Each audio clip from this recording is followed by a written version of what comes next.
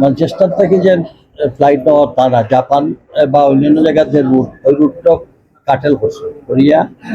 হজ যাত্রীদের লাগে একটা বিষয়। কাজে এটা আমার মনে হয় বিভ্রান্ত হওয়ার কোনো কারণ নাই, এবং আমরা এটার লগে লাগিয়ে আছি, এবং আমরা আশা করলাম সবে মিলিয়ে আমরা সম্মিলিতভাবে আমরা একটা ঠিক করছি না। আমি ভোক্তাদের লগেও কথা হয়েছি, আমরা এই সিলেট বিভাগের সব এমপিরা যারা আছি,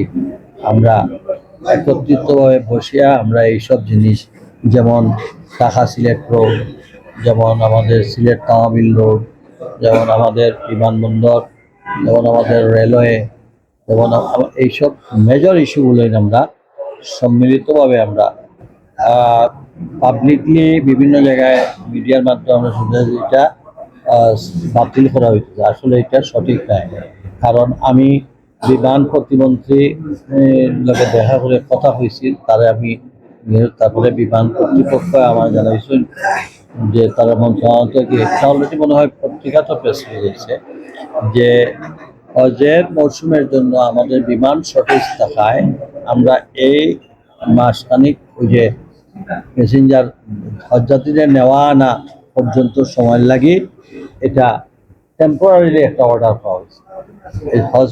হজর যাত্রীদের লাগে আনা নেওয়া শেষ হলে পরেই এটা রেগুলার হইব। তাছাড়া এটা নিয়ে আর একটু চিন্তা ভাবনা করা, যাতে এটা নিয়ে আমরা ভবিষ্যতে আমরা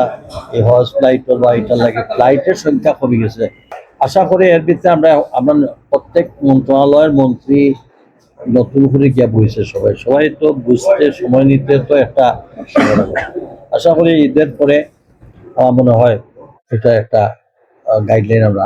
যেহেতু আমরা আছি সিরিয়াসলি এটা, এবং ইনশাআল্লাহ খুব তাড়াতাড়ি এই সবগুলা এগুলা পজিটিভ। সিলেটের আসলে আর কি কি সুখবর আছে আপনার কাছে? আরো কোনো সুখবর এইমাত্র বইলাম তো 4 দিন গেল, আমরা দেখি স্টাডি করি, তুমি তাই নয় একদম গোলাপ সাপ লাগাইবার দরকার নেই, আমরা 2-3 মাস সময় দেব, আমরা কিতা করে নিশ্চয় তুমি নেই দেখলাই। আমরা তো মেইন কাম কিতা, মেইন কাম মানুষের প্রত্যাশা পূরণ করা। সিলেটের মন্ত্রী হিসাবে সারা দেশের